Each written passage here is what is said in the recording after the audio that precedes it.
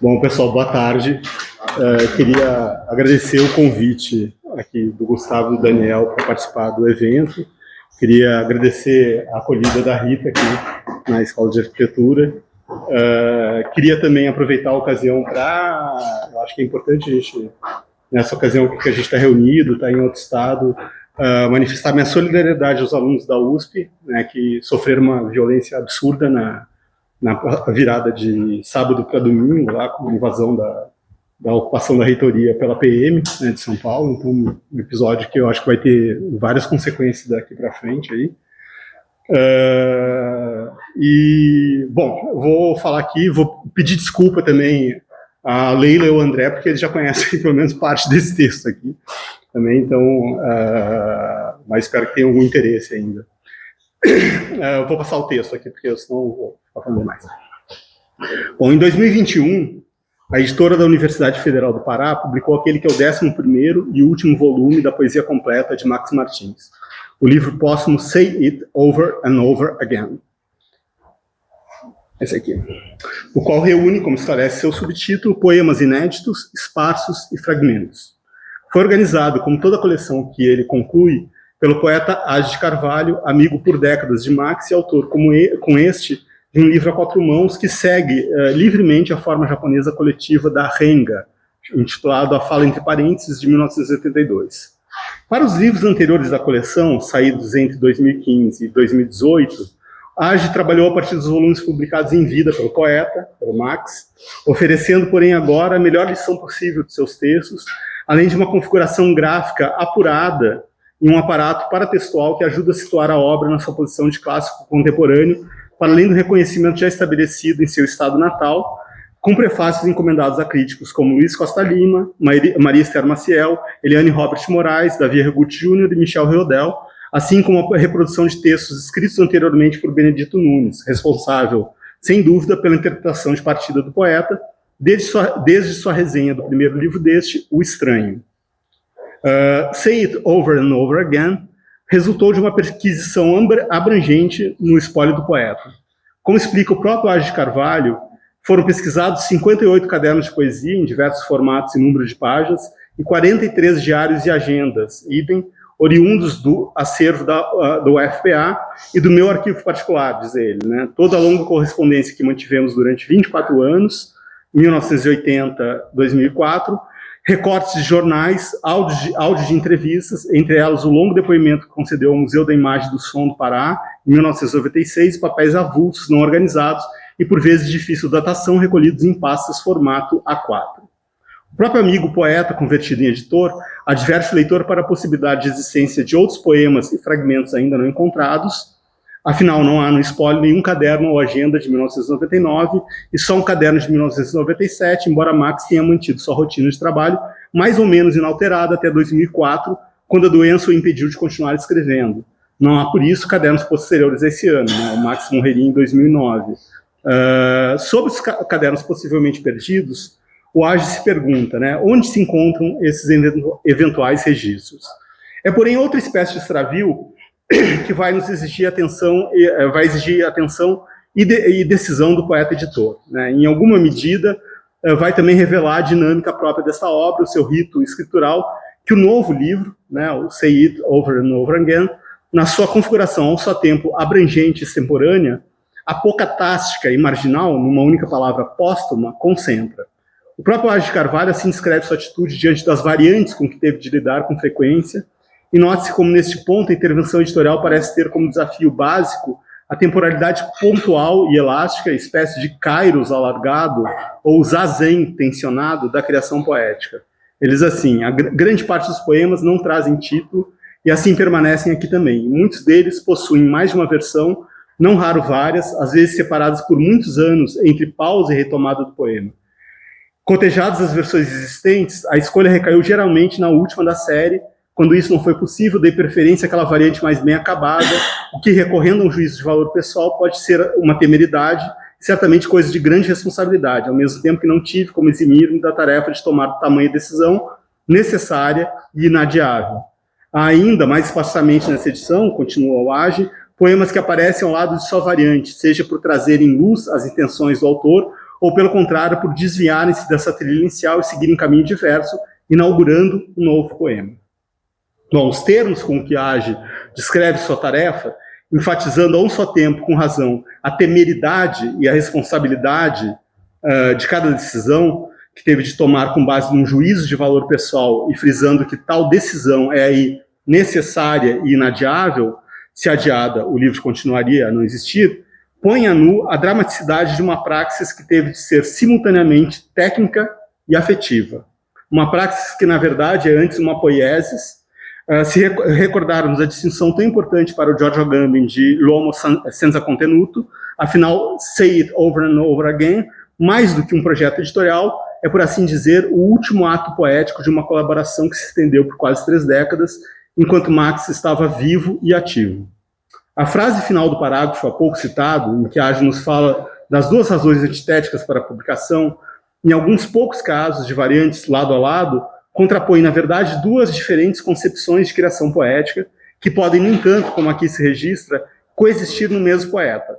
Aquela que se funda na perseguição sistemática de um objetivo, daí o realce da intencionalidade autoral revelada pela justaposição das versões, e aquela outra que decorre do desvio, em alguma medida involuntário, que arrancando o poema em elaboração a trilha inicial que seu autor percorria, o põe num caminho diverso. Aqui, a intencionalidade do autor, de resto sempre hipotética para o leitor, é substituída pela acidentalidade do próprio poema.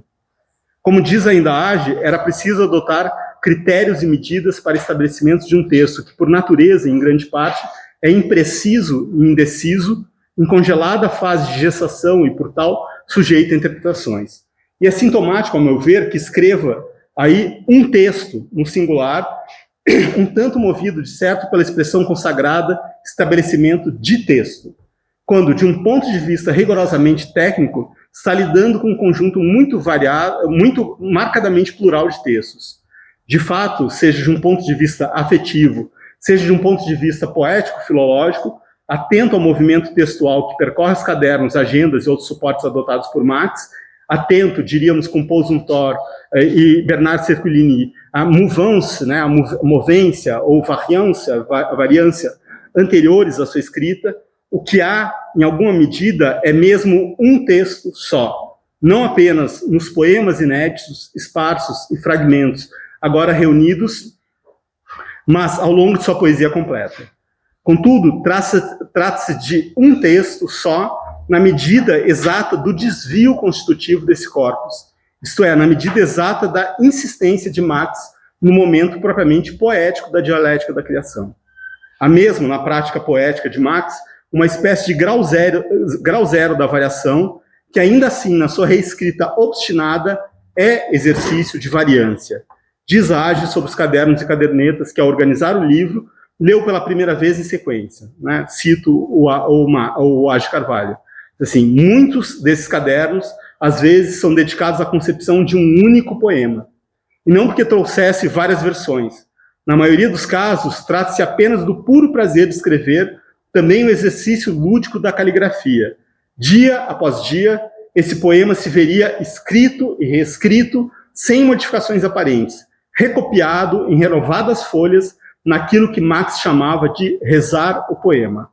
Rezá-lo, me disse um dia, significava para ele repeti-lo, recitá-lo em voz baixa para si mesmo, copiá-lo, recopiá-lo durante vários dias, não raro, meses.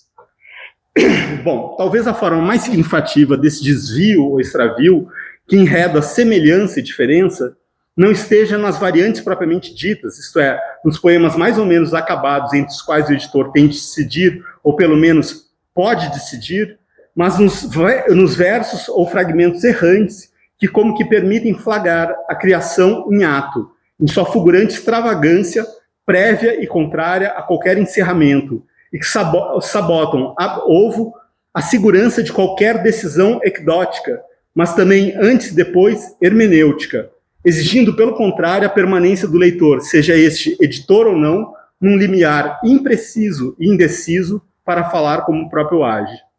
O que aqui pede uma ação filológica condizente, isto é, radical, é a recursividade experimental da escrita poética, o exercício excessivo, ainda que micrológico e micrográfico, que, ao repetir e deslocar determinadas formulações, parece não diferenciar entre preenchimento e lacuna, presença e ausência, até porque lacuna e rasura são procedimentos definidores dessa poética.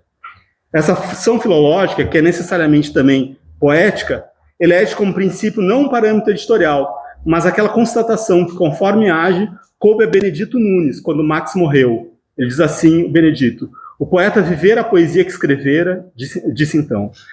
E aqui seria preciso pensar a filologia não somente como amizade, filia pela palavra, logos, mas também como palavra da amizade, como tipo de experiência radical da linguagem que apenas a amizade, no sentido pleno da palavra, possibilita. É esse nexo de vida e poesia que está na base da errância de seus versos.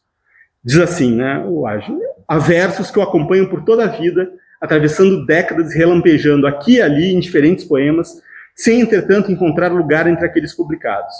Foi assim com vão e voltam os brancos sujos gritos das gaivotas, ou os cães da tua idade enlouqueceram todos, que surgem tantos poemas por anos. Amar o amargo de mim mesmo, verso admirável, fiel autorretrato, incompreensível, lamentável, que não tem encontrado seu lugar num poema, embora ele próprio valha por todo um poema. E claro, Amor, o primeiro veio. Originalmente uma tradução muito ampliada e, sem dúvida, melhor que o poema de René Char, cuja primeira entrada data do início da década de 70 e segue aparecendo em diversos cadernos até o início dos anos 90, né, diz o Age. Em nota ao poema em questão, o Age observa, né, a recriação do poema L'Amour, de René Char, que M.M., né, Max Martins, copiou em seu diário de 1984. L'amour, être le premier venu. A versão de M.M., com longa travessão, Amor, o primeiro veio, linha que graficamente amplia a compreensão do poema para além do original francês. Veio passa a ser, além de verbo, também substantivo, denotando curso, córrego, filão. Várias versões desde o início dos anos 70, em fevereiro de 1990, ele anotava, convivendo há anos com esse poema de R.C. Fim da citação do Age. Vale assinalar, aliás, que conforme o próprio Age registra repetidas vezes em notas de rodapé a sua edição, diversos outros poemas de Marx foram concebidos como traduções desviadas, alcançando, além de Char, autores como Nietzsche, Henri Michaud, Edmond Jabet, Lawrence Durrell e Wallace Stevens. Se Haroldo de Campos, com sua ideia de transcriação, provavelmente a mais original e consistente proposta de renovação da prática tradutória no Brasil, visava uma espécie de hiperfidelidade ao original e, sobretudo, a sua dimensão significante e formal, o que comportava, às vezes, relevantes dissonâncias semânticas, Max Martins parecia, pelo contrário, partir, nesses exercícios de criação via tradução, de um desejo de desvio com relação à própria forma originária, não exatamente para se apropriar por meio da deformação do poema alheio, como quer fazer o amante violento com objeto de sua obsessão, mas para expandir, ou pelo menos deslocar a significação, perdendo de vista, ou pelo menos colocando entre parênteses o original. Decisivo aqui, portanto, é que não se trate mais a rigor de uma tradução, que não seja reivindicada como tal. Ao mesmo tempo que também não haja nenhum esforço para ocultar essa origem rasurada. Nesse sentido, podemos dizer que já a partir do seu título, e por várias razões, o livro póstumo de Max Martins, exatamente porque é também, em larga medida, um livro de Age de Carvalho a partir de Max Martins e sobre Max Martins, pode ser lido como uma explicitação de seus princípios e práticas, em suma, como uma poética. Age conta que, em conversa ao telefone em 2003, Max Martins teria lhe falado do plano desse último poema, o que por último escreveria ainda por começar, mas para o qual já tinha o título. Se chamaria Say It Over and Over Again, tirado de uma composição de John Coltrane do disco Ballads de 1962. Bom, o organizador do volume acrescenta: esse último poema jamais foi escrito, sabemos hoje, frustrado pela morte já longamente anunciada. Mas não haveria título mais apropriado para a reunião desses poemas de Max Martins. Mais até do que apropriado, nas palavras subsequentes do organizador do livro, o título me parece o único possível, diz ele, para essa coleção de poemas, pois incita essa poesia a seguir dizendo-se após a morte de seu criador, contrariando em sua assertiva numa entrevista acerca da morte, como o fim de tudo, exorta-os ambos, o poeta e sua obra, a permanecer entre nós, repetindo-se em outras e renovadas leituras. E aí o próprio Age vai traduzir, né? Dize-o sempre, sempre de novo, ou talvez dizei outra vez, outra vez, ou mais simplesmente diz de novo, de novo, de novo. Muitas, se quisermos, serão as variações e tonalidades possíveis dessa sentença inglesa em nosso retórico português. Esse poderia ser o koan ideal para termos presente, para além de toda a perda, a poesia de Max entre nós. Diz de novo, sempre, outra vez. Bom, nessa série de traduções e variações do título, Age incorpora a própria dinâmica da escrita de Max. Mas a homenagem vai além, abrangendo dimensões provavelmente inconscientes. A primeira diz respeito à autoria da composição musical aí invocada. O título do livro póstumo, Say It Over and Over Again, vem, na verdade, de uma canção de 1940 de Jim McHugh, com letra de Frank Loesser, composta para o filme Buck Benny Writes Again. No entanto, à luz do que vimos há pouco, não será difícil ver na interpretação musical oferecida por John Coltrane no disco Ballads, gravado entre 61 e 62 e saído em 63, isto é, mais de 20 anos depois da criação e divulgação da versão original, uma operação semelhante àquela que Max faz com René Char e com outros poetas, para a qual Age, como vimos, chama atenção. Assim como o próprio amigo editor, ao deslocar o título do plano de poema realizado de Max para o livro póstumo, produz outro desvio, o que era, em Jim McHugh e Frank Loesser, mas também em Joe Coltrane, uma canção de amor, em Max Projeto Indefinido, pelo menos na versão resumida de sua intenção que chegou a nós via Age, torna-se agora uma ode à amizade e um protesto contra a morte. Vale notar ainda que na própria expressão over and over again, a repetição que se pede ao interlocutor é menos uma continuidade incessante do que uma intermitência. O dizer aí implicado comporta interrupção e retomada, sempre de novo, inclusive para que o dizer se faça, de fato, mais uma vez e a cada vez, novo. Ainda sobre o título Say It Over and Over Again, talvez possamos ver nele também uma reverberação do título do poema de Max, dos anos 90, incluído neste livro, intitulado What's There to Say, no qual ele escreve: eu sou o que não diz, eu sou o que não sei e sou. É importante, nesse contexto, a distinção entre dizer e soar. A poesia, especialmente de Max, talvez queira, de fato, menos dizer do que soar. O que importa nela é, com frequência, uma perturbação do extrato dizível pelo elemento musical, como na acusação do íon platônico. O poeta canta o que não sabe, inclusive sobre si mesmo, e por que não sabe. Mas talvez justamente por isso possa vir a saber algo que antes do canto, no seu dizer prévio ao poema, ainda não sabia. Como poderia dizer um epistemólogo surrealista, o conhecimento será poético ou não será. Não por acaso, é uma versão instrumental da canção Say It Over and Over Again, de Coltrane, que é invocada por Age a partir de Max. O próprio dizer que se diz, e que exorta a dizer no título da composição transferida ao livro, se desfaz em som. E os versos mesmos do poema What's There to Say se deixam absorver, este o verbo usado por Age em nota, em alguma medida dissolver nas 2 ou 4 estrofes centrais, das 4 ou 6 de outro intitulado Clara, Claríssima. E o som vira suor antes de voltar a ser som, ou seja, o corpo diz ou soa ou sua a que veio. Eu sou o que não diz, eu sou o que não sei, suo, escrevo, escravo, falo pedregulhos na planura, rastejando as 4 estações. Sou. O título escolhido para o livro, mais especificamente a parte dele que fica entre parênteses, remete ainda a um dos primeiros poemas nele publicados, que traz também, entre parênteses, 3 vezes a expressão para sempre. E houve um punho enorme, um trovão imenso, imerso eco, para sempre, para sempre, para sempre, sobre Hiroshima. O poema, que alude à breve narrativa de Kafka sobre o brasão da cidade, mimetiza, à maneira dos caligramas de Apollinaire ou dos poemas figurados de Dylan Thomas, o cogumelo atômico. E o verso para sempre, para sempre, para sempre, parece aspirar também a uma dimensão mimética. Ele sintetiza a própria pulsão da história como catástrofe e trauma.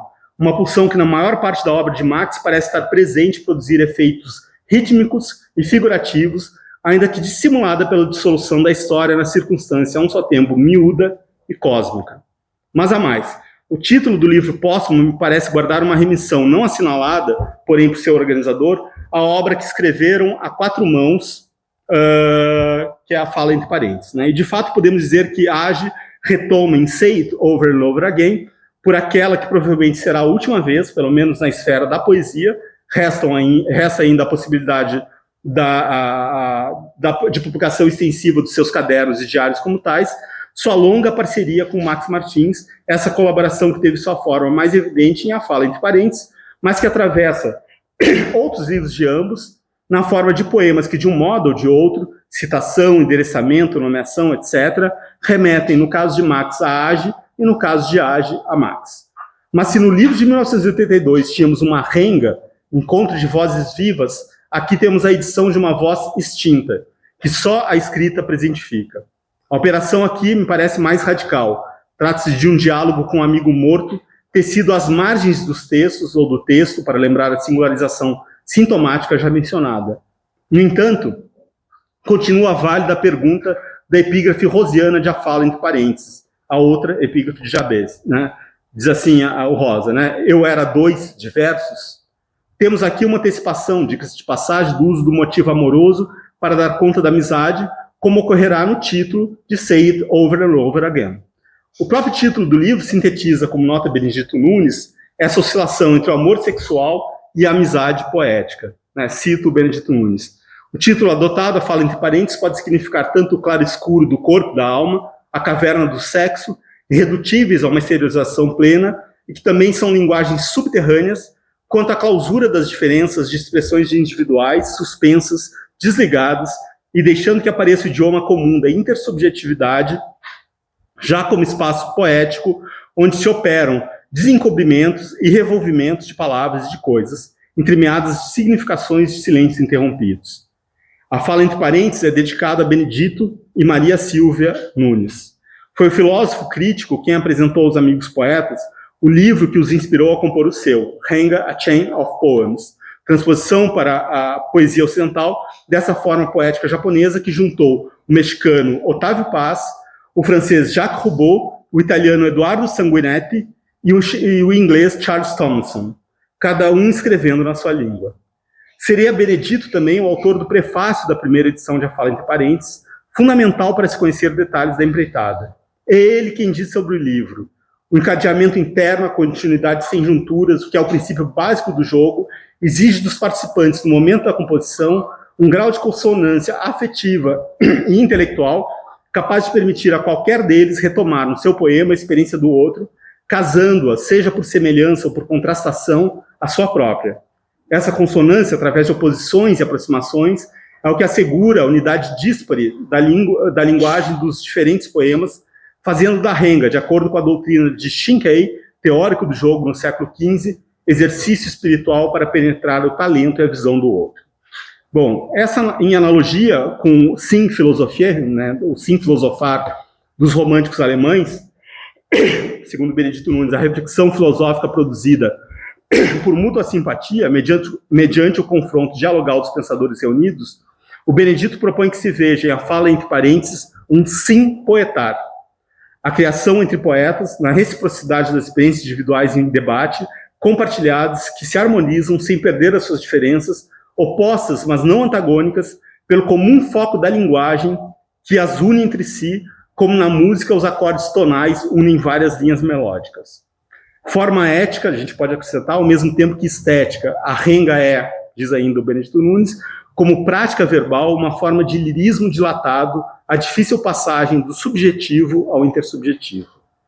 Bom, parênteses, em grego, é o ato de intercalar, particularizando-se como a inserção de uma letra numa palavra. Em português, onde coexistem as formas parênteses com i, parênteses com e, identifica qualquer palavra, frase ou período intercalado num texto, com informação não essencial, sem alterar a estrutura sintática do original e também os sinais de pontuação que delimitam esse apêndice textual. Para além disso, em sentido figurado, identifica um desvio passageiro do assunto, uma digressão. A forma parênteses com i, adotada por Max Martins e Age de Carvalho no título e no corpo de seu livro, é, podemos dizer, arcaizante, permanece inalterada no singular e no plural, o que no contexto aqui em questão ganha um sentido poético muito preciso, já que estamos diante de um texto que é ao mesmo tempo um único poema e uma sequência de poemas, escrito por dois poetas que não facilitam para o leitor a identificação de suas vozes. Pelo contrário, apresentam-se sempre, por assim dizer, em ponto de fusão, liquefazendo a olhos vistos, num processo que, porém, jamais completa de todo, não só as identidades autorais, como também, ou sobretudo, os próprios significados, e não menos, os significantes das palavras convocadas. A fala, no tipo de encontro aqui proposto, só pode se dar entre. Nesse sentido, o título é quase pleonástico, ao mesmo tempo que algo paradoxal. Não só a fala de um poeta só aparece dentro da fala do outro, como também as falas de ambos, não sendo propriamente ditas, necessariamente têm de se inscrever nesse objeto escrito, existindo, num aspecto como no outro, como realizações parentéticas. A fala entre parênteses, como sugere o título, é um livro, antes de tudo, autorreferencial. O próprio diálogo entre Age e Max torna-se matéria dos poemas, e antes a amizade, o ser dois, que possibilitou esse diálogo. A epígrafe, já citada, de Guimarães Rosa, logo se desdobra nos seguintes versos. E nós dois falos críticos, acariciando esta cripta que doura em sentidos, cavernas de grades negras, selva de pura escrita, rubrica indecifrada, poesia. Não por acaso, a própria poesia aparece aí entre parênteses. Nessa exploração a dois da dimensão corporal e erótica da linguagem, não será demasiado ver a fala, entre parênteses, do título, como uma cifra da penetração, uma fala-falo. Porém, o que poderia ser o exercício poético de falocentrismo explícito, ou como diria Derrida, falogocentrismo, já desde o início se apresenta em crise pela bifurcação das vozes em dois falos críticos. O falos, note-se nessa forma da palavra, a coexistência de singular e plural, assim como o arcaísmo deliberado, conforme já se viu em parênteses, né, precisaria ser único para funcionar a contento como manifestação do falo, né, e eu grafo aqui com F maiúsculo. Aqui está reduzido a fala, feminilizado. Essa duplicidade como que transforma a própria fala-falo da pressuposição inicial em outra forma de parênteses ou de invaginação. Temos, então, algo como o teatro de um falogocentrismo em colapso. E teu barroco sexo exposto jazia ambicionado sobre tua juventude. O sentido e a denúncia dessa flauta quebrando-se, eles vão dizer em outros momentos, que acaba por se resolver numa espécie de travestimento generalizado em que todo signo pode cambiar em outro. E aqui seria preciso combinar a leitura de Walter Benjamin sobre o barroco com a de Severo Sadui sobre o neobarroco, como fez, aliás, Haroldo de Campos. A segunda estrofe do poema 11, com seus parênteses dentro de parênteses, resume a situação. Diz assim: mancha andrógena, mastro, fruta em esfola, foda, gruta, vaginácea de pé, dança indecifrada, coreografia vegetal. Não só o limite entre o masculino e o feminino a se perdem, mas inclusive aquele entre o humano e vegetal. Mas isso são só formas particulares de um desejo muito mais amplo de limitação. Essa seria uma constante até os últimos momentos da obra de Max. A seção de Say It Over and Over Again, dedicada aos seus últimos poemas, escritos entre 2000 e 2004, traz uma série de textos em que a própria escrita se arruína, como maneira talvez de combinar de uma só vez o fim e o infinito de uma voz prestes a silenciar, que é também um ser que se esquece de si mesmo. Diz assim um dos poemas: no fim, o grande caos, e no fim, o caos, no fim, o grande caos. Esquecer-me-ei. O tempo é Deus, o tempo, meu tempo, pô. O ápice desse estilo forçosamente tardio se encontra naquele que é provavelmente o último poema que escreveu, encontrado por Age num caderno de 2004, seguido de uma citação de Huidobro, Não há tempo a perder, a citação. Consiste em apenas 2 versos concentrados numa palavra decisiva para compreender seja o trabalho conjunto dos 2 amigos poetas, mas também o nexo entre Max Martins e sua linguagem. Minha última comunhão, minha última comunhão. Haveria muito a dizer e também a não dizer sobre este poema, mas apenas assinalo que, embora aí não apareçam os parênteses como signo gráfico, a construção do verso final é flagrantemente parentética. E o que resta nele, entre parênteses virtuais, não é a fala ou a escrita arruinada, mas, numa palavra, a vida. Que, no entanto, se diz mais uma vez, over and over again, e talvez não seja outra coisa a poesia. Ou como escreveram juntos Max e Age, a poesia.